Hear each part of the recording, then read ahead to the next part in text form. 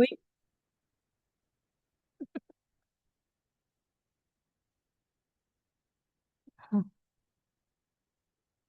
Aí, gente, nós estamos então retornando, começando aí o capítulo 12. Mas antes de passar para o capítulo 12, é, nós vimos um bloco aí de capítulos, que é do 9 ao 11, que responde a pergunta se Israel vai ser salvo e como isso se dará. A gente fez essa leitura dividindo em partes, mas existe uma leitura desse bloco como um todo que eu acho muito interessante da gente pensar, porque o cerne do pensamento de Paulo é: se a gente pegar Israel como sendo os religiosos, nós, aqueles que estamos dentro da igreja, dentro do centro espírita, então a gente vai se acomodando às mensagens que a gente vai se escutando, ao movimento de autoconhecimento, a gente vai entrando na área de conforto e vai ficando. Aí chega alguém de fora, que não é daqui, chega novato. E o novato descobre a beleza daquelas mensagens e tem uma mudança. E é isso que Paulo fala: ao ver a mudança daquele que é de fora, o que é de dentro percebe que não mudou tanto que podia mudar. E esse que é o ciúme que Paulo fala. Então tem essa leitura do ciúme, que é aquele que já está acostumado com a religião, já está na maré mansa, na área de conforto, e vem o novo e descobre a beleza da mensagem, e de repente você redescobre a tua própria religiosidade, espiritualidade, ao ver a transformação do outro que veio de fora. Entendeu? A gente acha que está bonito na fita, que já está adiantado, aí vem o outro, passa na frente. É isso. É mais ou menos esse aí. Então, gente, esse capítulo 12, no versículo 1 e 2, tem a essência de ser cristão, que nós vamos começar hoje.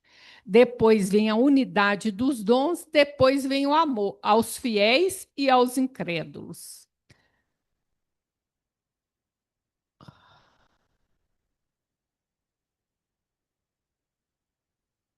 Então, vamos lá. Rogo-vos, pois, irmãos, pela compaixão de Deus, que apresenteis os vossos corpos em sacrifício vivo, santo e agradável a Deus, que é o vosso culto racional.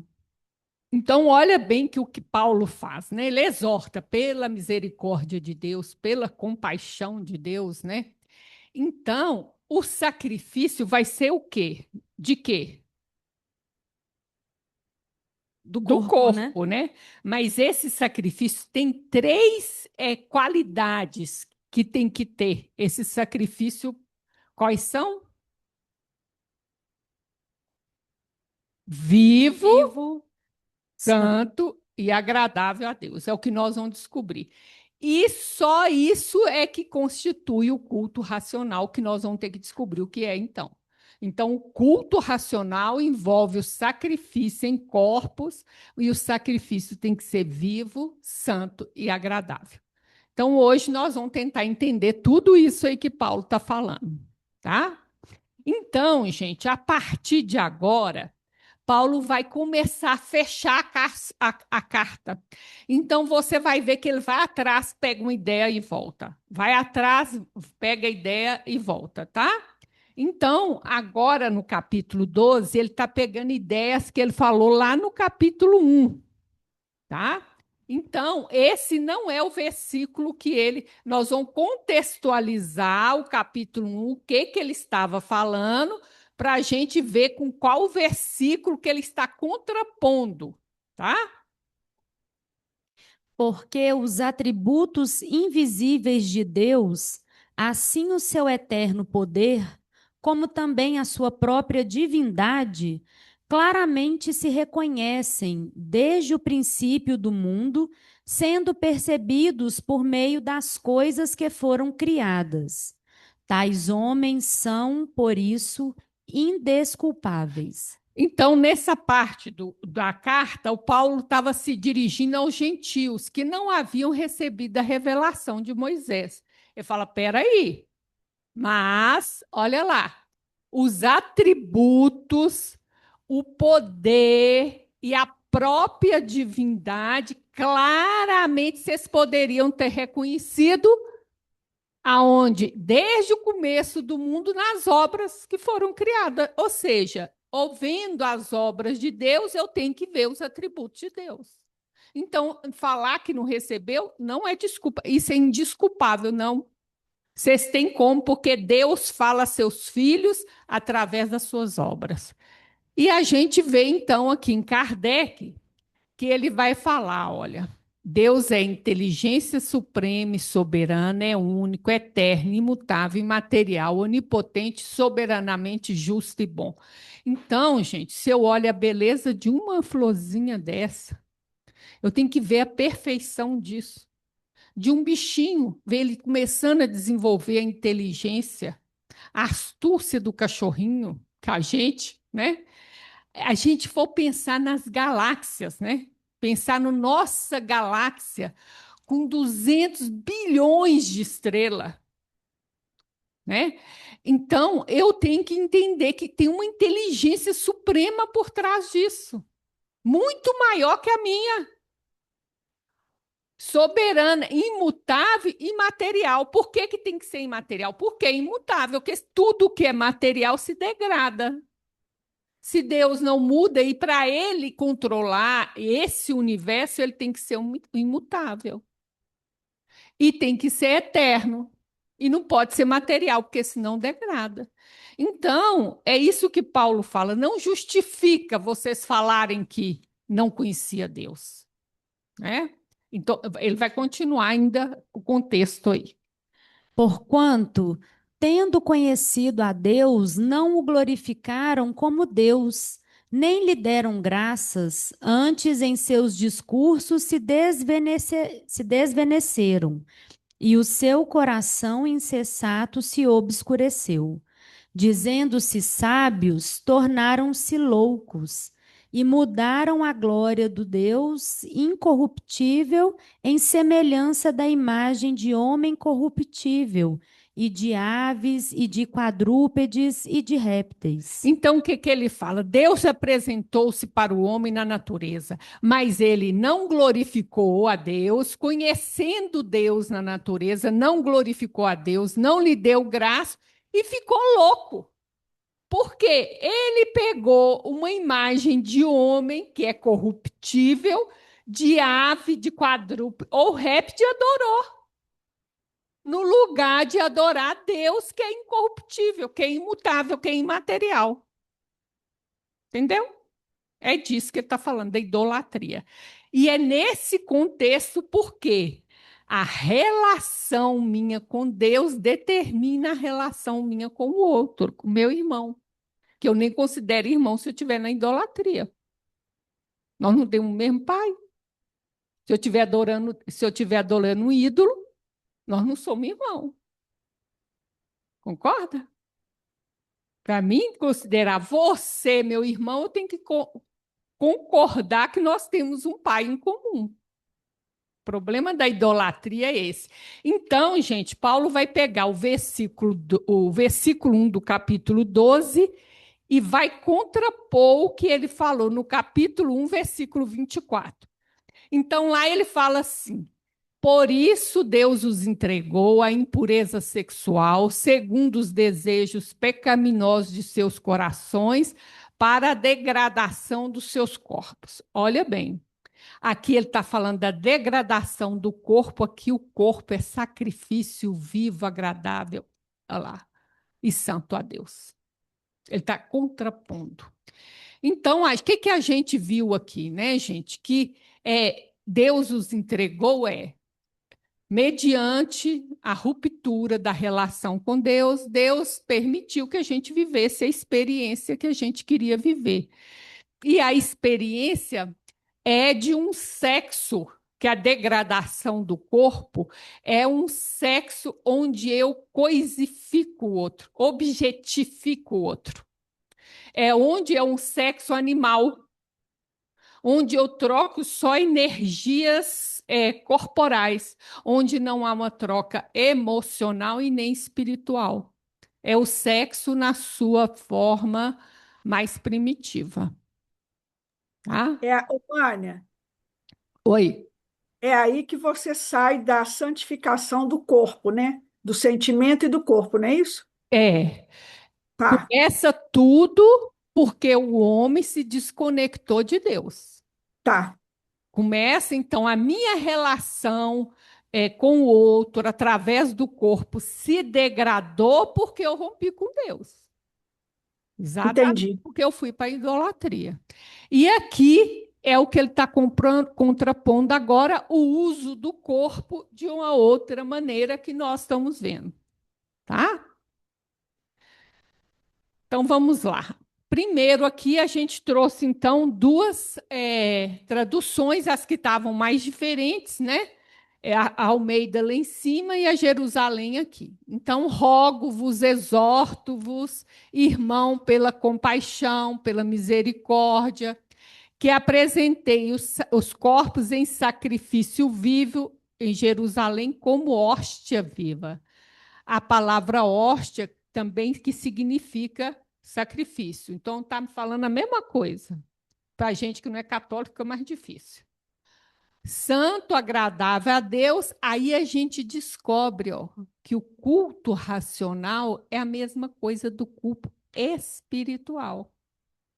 Então, para mim não ter um culto, uma relação com Deus que não seja mecânica, eu tenho que estar fazendo isso que está aqui em cima, que eu ainda não sei o que é. Ok? Então, o culto racional é a mesma coisa do culto espiritual. Só que a gente acha que culto espiritual. Eu não venero imagem, mas não é isso, não. É uma coisa muito mais profunda. É o que Paulo está falando, corpo em sacrifício vivo, santo e agradável a Deus. É isso que é culto espiritual. Não basta eu não admirar uma imagem. É mais profundo do que isso. Nós vamos entender, calma. Então, gente, o que que Paulo está dizendo? Olha, antigamente a gente tinha um culto e esse culto ele era estruturado. Tinha um templo, tinha sacrifícios de animais e tem sacerdotes. Então, isso tudo é simbólico. Quando a gente chegar lá na carta aos Hebreus, a gente vai entender todo esse símbolo. E agora ele propõe um culto espiritual que vai acontecer em nós, dentro de mim, no meu corpo, dentro de mim. E vai ser vivo, santo e agradável a Deus. Então, existe uma mudança da estrutura. Então, não é mais fora, não é aqui fora que eu faço o culto espiritual, é aqui dentro de mim. É dentro de mim que é o culto. Tá ok? A gente vai de passo em passo. Se tiver dúvida, interrompe, tá, gente? Então, vamos lá. Aqui nós temos o santuário, né?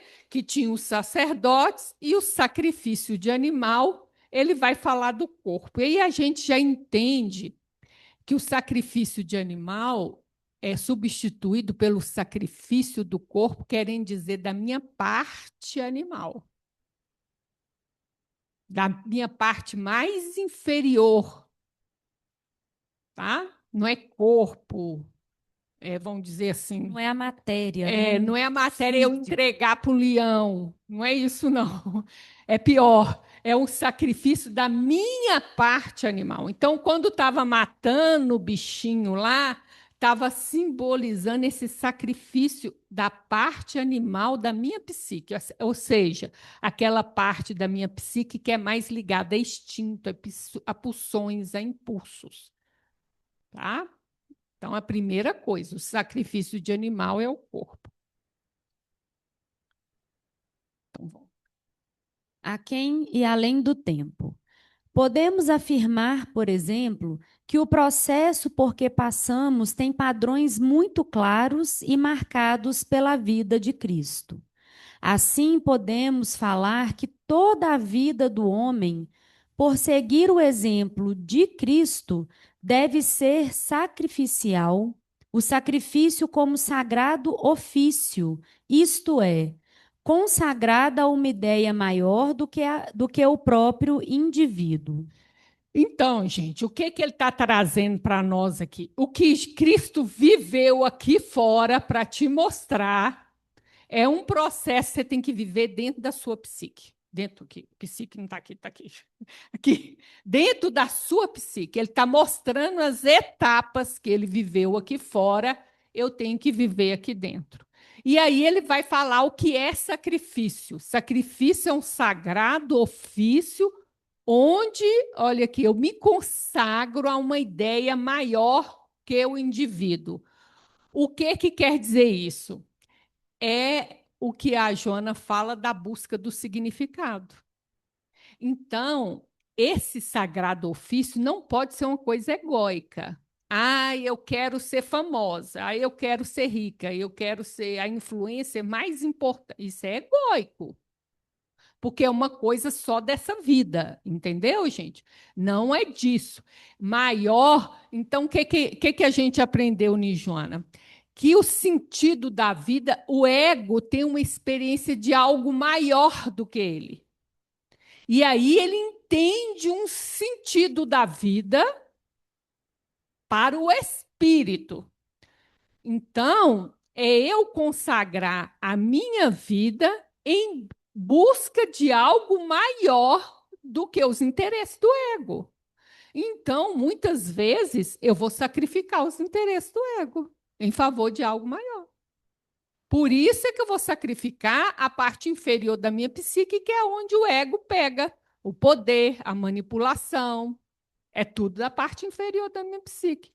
O ego está ligado no nosso corpo, gente. Ele é enraizado no nosso corpo. Então, essa parte inferior da nossa psique é que move o ego. Então, é algo maior do que você e que vai satisfazer o interesse do seu espírito. É isso que é sacrifício. E para alcançar isso, você vai ter que abrir mão de determinadas coisas da sua psique, ou seja, da parte inferior. Vou ter que abrir mão do poder, de manipular pessoas, de querer ser o melhor, de várias coisas, né?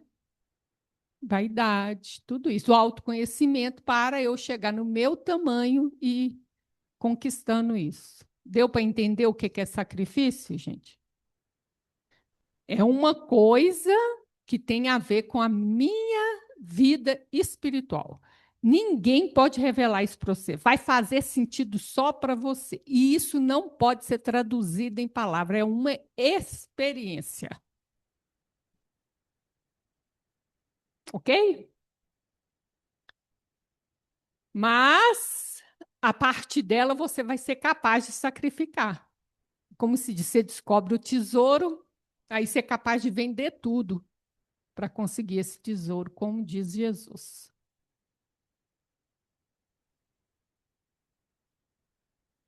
Aí nós vamos para a carta aos Hebreus, né? Então, lê para nós, por favor. Pois é evidente que nosso Senhor procedeu de Judá, tribo a qual Moisés nunca atribuiu sacerdotes, porquanto se testifica: tu és sacerdote para sempre, segundo a ordem de Melquisedeque. Então, a gente viu que para esse templo funcionar, tem que ter um sacrifício de animal, tem que ter um sacerdote.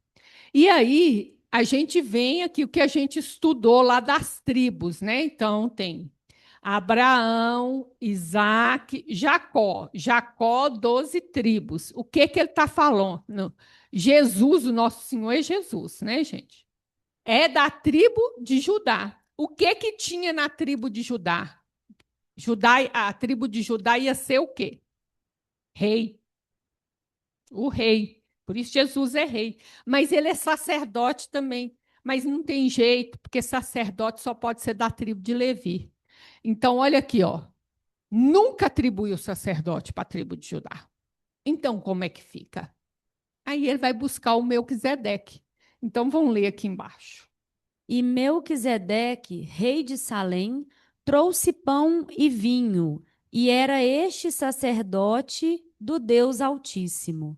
E abençoou-o e disse: Bendito seja Abrão pelo Deus Altíssimo, o possuidor dos céus e da terra, e bendito seja o Deus Altíssimo, que entregou os teus inimigos nas tuas mãos. E Abrão deu-lhe o dízimo de tudo. É lá no capítulo 15 que ele vai mudar o nome. Aqui ele não mudou ainda não. Então, gente, o que que acontece? Ao sair da Mesopotâmia, lá de Arã, Ló veio com, sobrinho de Abraão, veio com Abraão. Aí, quando chega em Canaã, os dois começam a enriquecer. Vamos dizer, os animais multiplicar, começa a dar problema. Aí eles resolvem se separar. E Ló resolve morar em Sodoma. E Abraão ficou no campo, tá? Aí o que, que acontece? 4 reis da Mesopotâmia, naquele tempo, não existia noção de Estado. Cada cidade tinha o seu rei, murava a cidade, e eu sou rei dessa cidade. Isso é uma cidade-estado, tá? Aí 4 reis se unem lá da Mesopotâmia e ataca 5 reis aqui, e ganha, e carrega Ló como escravo. Aí Abraão, ficando sabendo disso, resgata Ló, vai atrás e consegue resgatar. Quando ele está voltando dessa guerra, ele vai a Salém. Alguém sabe que cidade é essa, gente? Salém? Jerusalém. Jerusalém. Isso mesmo. E lá tem um rei, esse é rei e sacerdote, Melquisedeque. Ele é rei de Jerusalém. Ele é rei e sacerdote do Deus Altíssimo. Ele é as duas coisas, tá? O Deus Altíssimo é o mesmo Deus de Abraão. Então, olha que interessante, né? Que Deus se revela a Abraão, mas já havia se revelado a Melquisedeque também. Os dois seguiam o mesmo Deus. Agora, o que é interessante é o seguinte: quem abençoou quem? Quem deu a bênção e quem recebeu? Melquisedeque abençoou Abrão. E quem pagou o dízimo? Abrão pagou para Melquisedeque. Então é assim: o maior abençoa o menor, e o menor paga dízimo para o maior. Então, quem é o maior? Melquisedeque. Melquisedeque. Então, nessa cultura, gente, também os mais velhos são mais importantes. Então, por exemplo, Abraão, ele é o patriarca fundador do povo hebreu. Ele é o mais importante. No entanto, ele é menor que Melquisedeque. E aí, de Abraão vai ter Isaac, que vai ter Jacó, que vai ter Levi, que vai ter o sacerdote. Então, quem é maior, Abraão ou os sacerdotes? Abraão. E quem é maior, os sacerdotes ou Melquisedeque? Melquisedeque. Então, Jesus, ele é sacerdote segundo a ordem de Melquisedeque, que é maior que a ordem levítica. Por isso, ele é rei e é sacerdote. Entendeu? Então, quem vai ser o sacerdote, então, desse lugar aí? Se eu concluir aqui. Então, nós estamos num santuário precisando de um sacerdote, porque a gente vai tirar o sacerdote daqui de fora. Nós já tiramos o templo, vão tirar o sacerdote, né? Quem vai ser o sacerdote, então, nosso? Cristo? Exatamente. Mas onde? Dentro de mim. A imago Dei, o Cristo que habita em mim, o self, o divino que habita em mim, que vai ser o sacerdote. Entendeu, gente?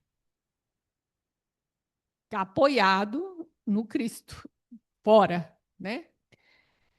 Então, gente, o que acontece aqui? Pode ler para mim, por favor. De sorte que fomos sepultados com ele pelo batismo na morte, para que, como Cristo foi ressuscitado dentre os mortos pela glória do Pai, assim andemos nós também em novidade de vida. Nós precisamos saber o que é um sacrifício vivo. O sacrifício eu já sei, mas eu preciso saber o que é vivo. Então, gente, olha bem. Tem uma noção em Paulo que é o seguinte: primeiro, o batismo simboliza a própria morte e ressurreição de Jesus. Então, quando eu sou mergulhado na água, é a morte. Quando eu saio da água, é como se fosse a renovação, uma vida nova. Eu estou abrindo para uma vida nova, né? Escatologicamente, a ressurreição. Eu começo agora um processo de construir a minha ressurreição, que vai se completar quando? Quando é que a gente ganha ressurreição? Porque ressurreição é não encarnar mais. Espírito Espírito puro. puro. Espírito puro. Então, é escatologicamente que eu vou conseguir a ressurreição. Não é hoje, não, mas eu já começo a construir hoje. Então, é já e ainda não. Então, o que que Paulo está falando? Que eu vou me identificar com Cristo, né? Então, nós somos sepultados com ele, para que, como Cristo ressuscitado, eu ando em novidade de vida. Ou seja, uma nova vida. Né? Então, ao me identificar com Cristo, eu me identifico com o sacrifício, que nós já sabemos qual é, e aí eu começo a andar numa vida nova, em novidade de vida. Começo já a ter uma vida onde eu construo aos poucos a minha ressurreição, a minha pureza.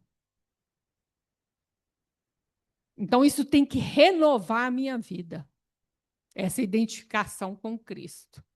E é esse processo de morte, ou seja, o processo de sacrifício. Onde quem vai morrer ou ter a sensação de morte é o ego, né? Porque ele vai abrir mão das coisas, da maneira como ele enxerga o mundo, que é prioridade. Vai mudando, né? Então, aí eu vou começando a viver uma novidade de vida. Deu para entender, gente? É como se eu sepultasse o homem velho e já começasse a brotar o homem novo. Tranquilo, gente? Então, gente, veja bem. Deus habita em templos, em corpos, né? Então, a gente antes entendia essa conexão, esse culto a Deus aqui fora. Então, eu fazia um templo, eu sacrificava animais, tinha uma pessoa que podia falar com Deus em meu nome.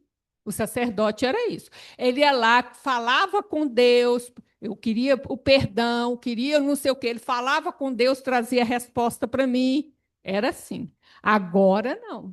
Agora o templo está dentro de mim. Acabou o sacerdote, acabou o sacrifício de animal lá fora. Está tudo dentro de mim. Então, aqui, olha o que Paulo falou. Porque Deus a quem sirvo em meu espírito. Ele falou isso lá no capítulo 1.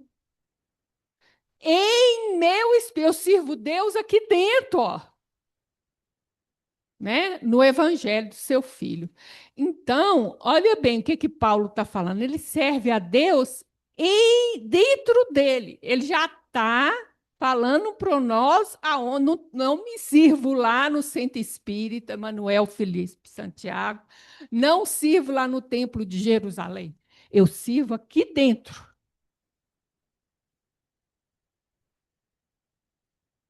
E aí, lá em 2 Coríntios, ele vem: que acordo há entre o tempo de Deus e os ídolos? Tem jeito de ter acordo? Não tem jeito. É isso que Paulo está falando. Não tem jeito. Pois somos santuários do Deus vivo. Como disse Deus, aqui ele vai citar, sabe o quê?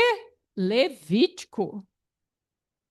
Quando Deus fala que ele vai habitar entre o povo e dentro do povo, nenhuma daqueles, acho que o segundo que a gente estudou, eu cito esse Levítico aqui, ó. Então, habitarei com eles e entre eles andarei, serei o seu Deus e eles serão o meu povo. Então, o santuário, mais uma vez, o que acontece? Olha bem, o santuário é o Espírito. O sacerdote é o Cristo e o sacrifício é a parte animal da minha psique. Esse é o culto vivo, agradável a Deus, né? Então, é isso aqui, ó, gente. Então, são esses três elementos aqui que a gente tem. Então, eu tenho o divino que habita dentro de mim, aonde tem um santuário. Lê para nós, por favor. Parnaso de Além-Túmulo. Mensagem fraterna Alta de Souza.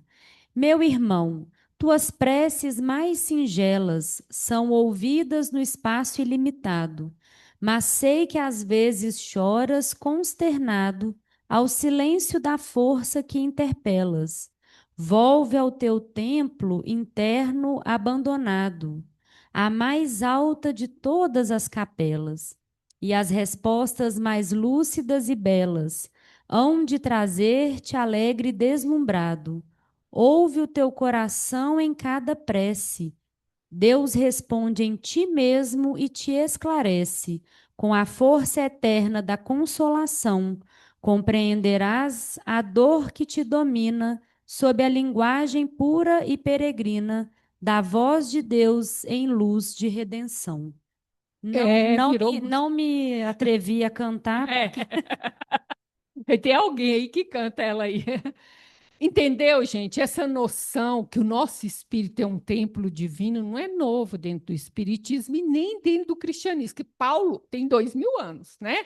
Então, olha bem, é lá dentro que eu me comunico com Deus. Então, eu não preciso de sacerdote. Ele responde em mim. Porque o Deus habita em mim, entendeu? E é essa a capela que eu vivo abandonando e é lá que Paulo está falando hoje. Tá claro isso aí, gente? É para meditação, é para acontecer isso aqui, ó. Faz silêncio, porque o problema é que a gente ora, fala, fala, fala, fala, fala, mas não cala a boca para ouvir a resposta. Como se diz, eu já dei a ordem, o senhor cumpre. Pronto. É isso mais ou menos a oração da gente. Aí, gente, nós vamos ver o corpo em sacrifício vivo, santo e agradável a Deus. Então, lá no capítulo 6, ele vai falar assim, ó.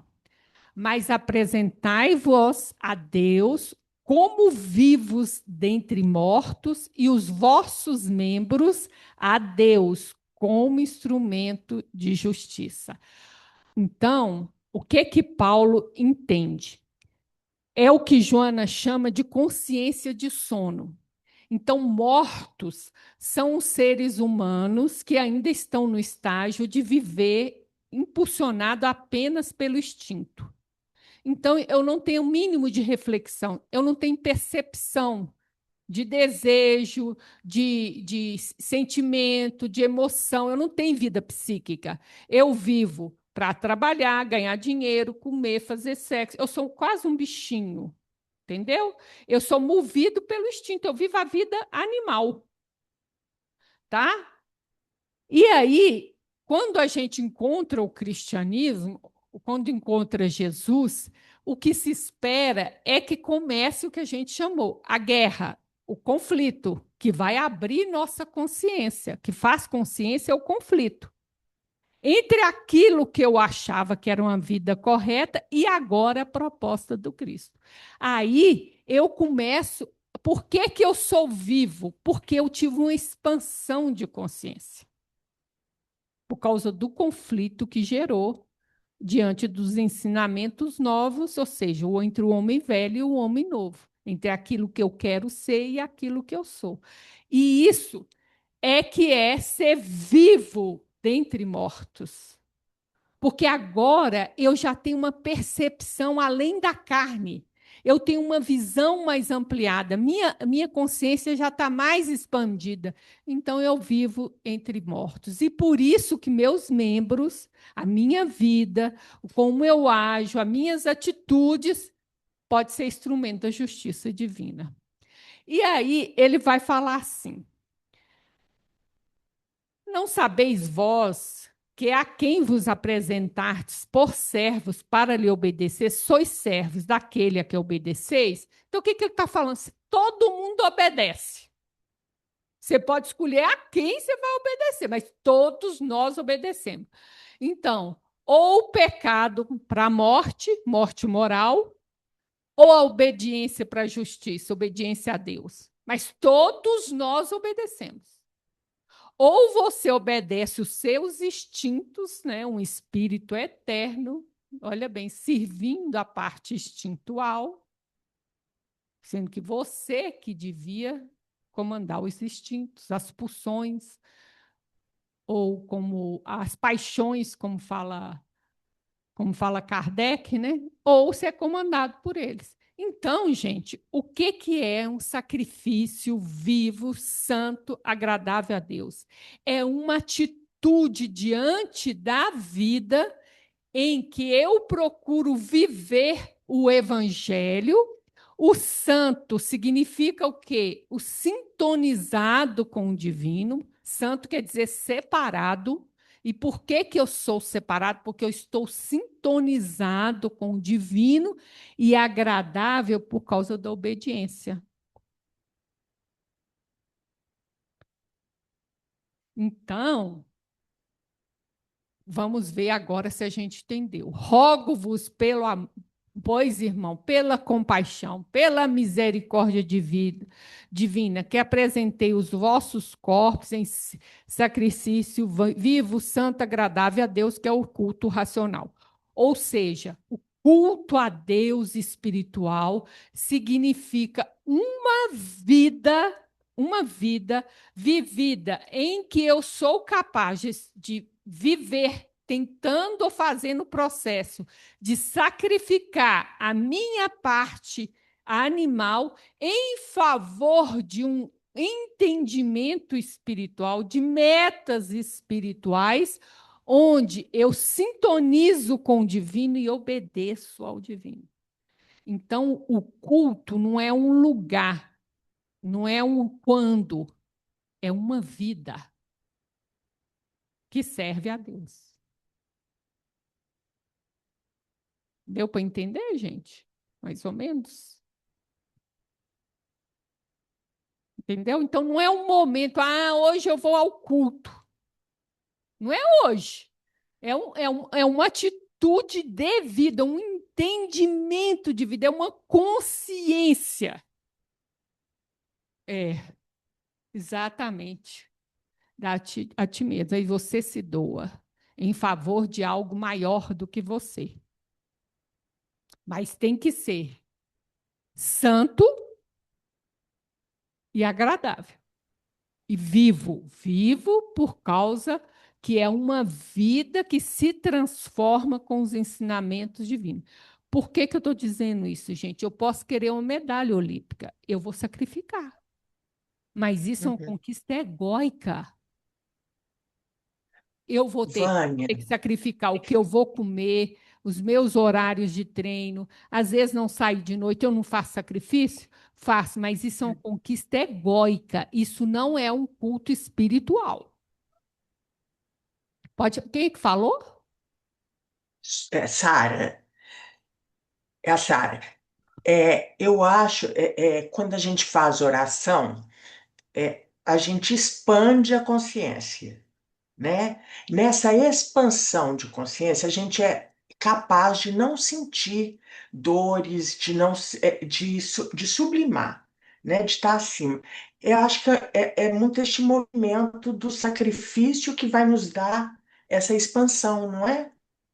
Isso que a gente fala são pequenas experiências luminosas, mas existe uma experiência que ela é diferente das outras e você vai mudar com ela, que é o que a gente chama experiência do luminoso.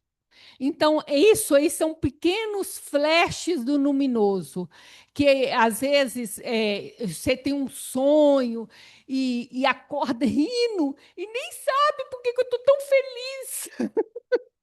O ego nem conseguiu identificar por que que eu estou tão feliz hoje. Acordei nas nuvens.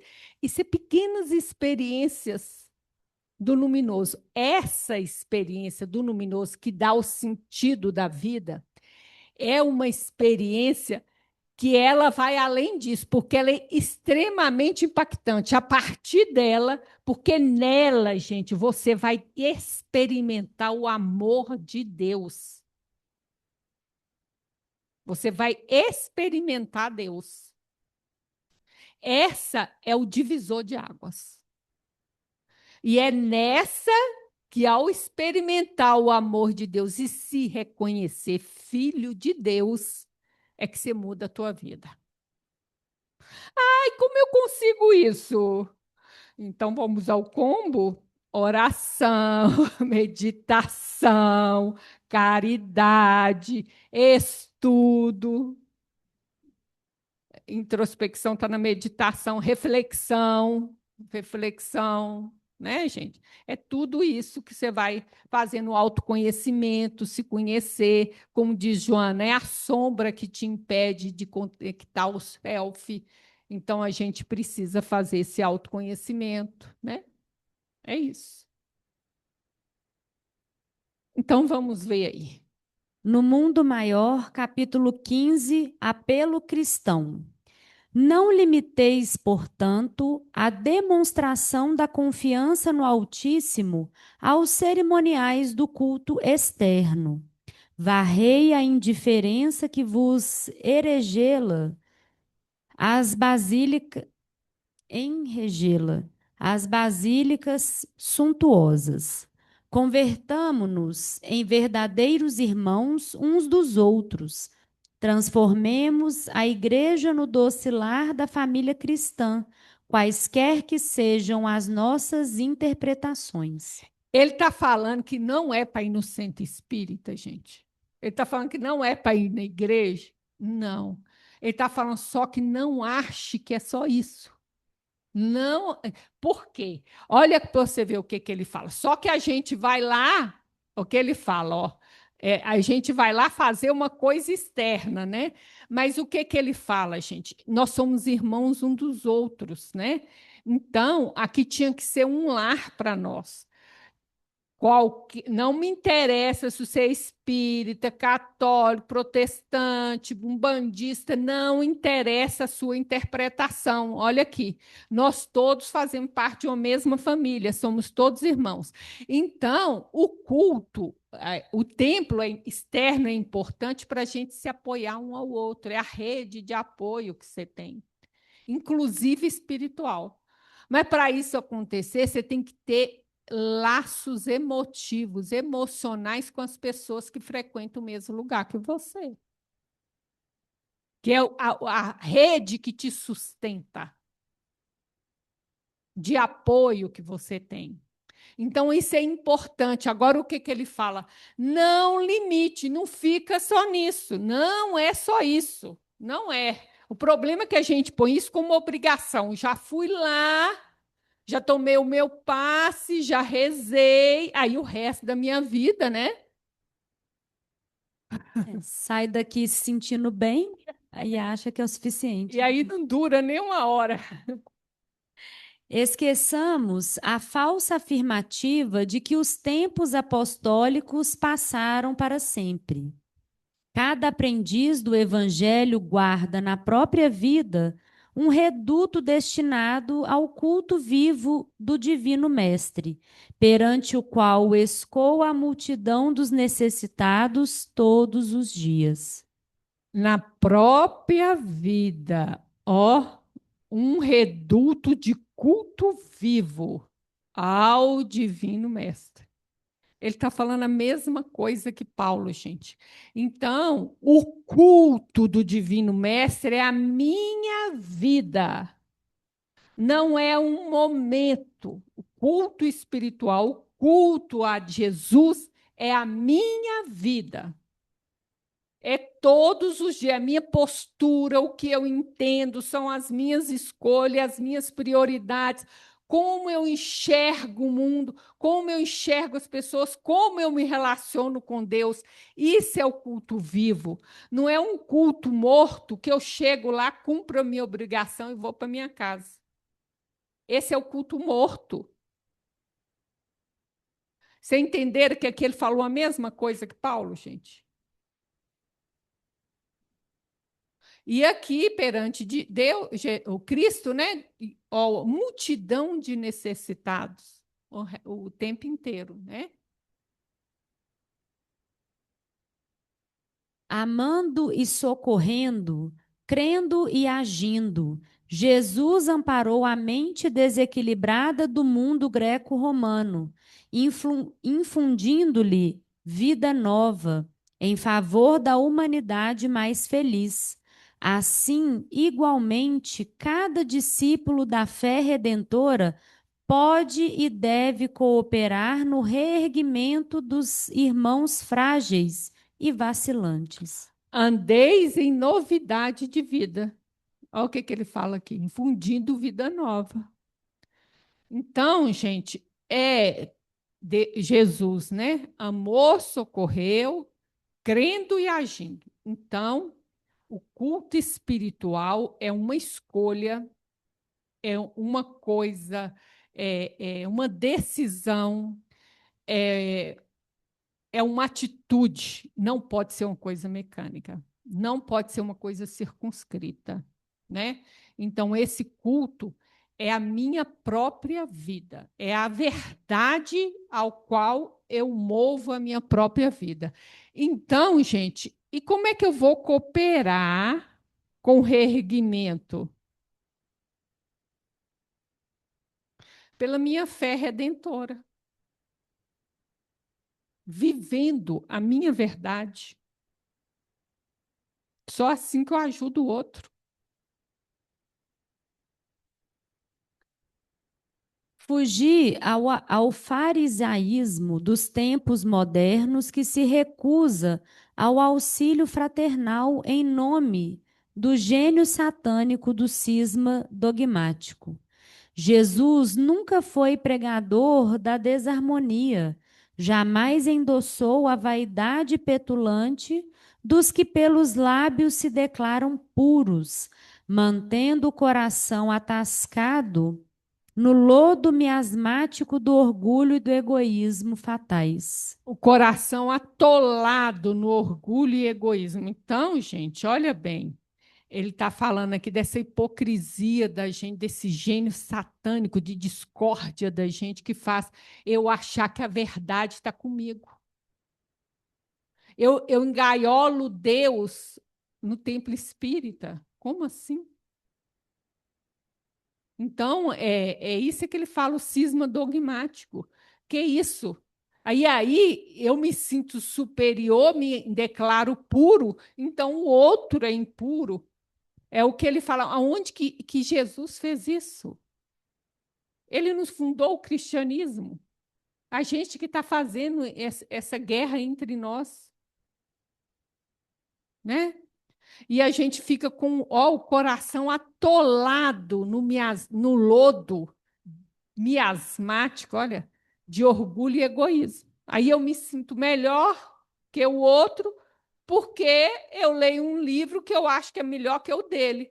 Mas e a vida, tua vida? A vivência?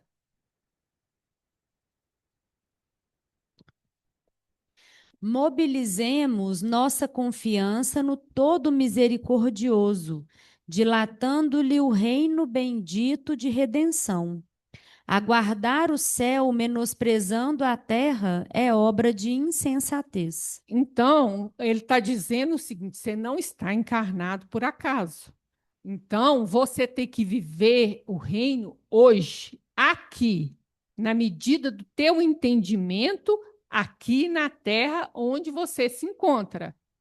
Aqui e agora. Então, menosprezar isso aqui é insensatez. É nas experiências da minha vida que eu sou chamada a testar o quanto eu entendi do Cristo. Para mim, vão dizer, me punir? Não, para mim aprender. Para mim aprender, não dei conta dessa vez, mas agora eu sei como é que é. Isso vai me fortalecer, né? Confiança no Todo-Poderoso, dilatando o seu reino de salvação, de redenção, ao viver esse reino em minha própria vida.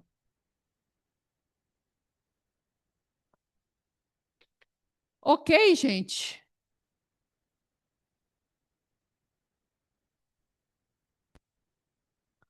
Alguém gostaria de falar alguma coisa aí?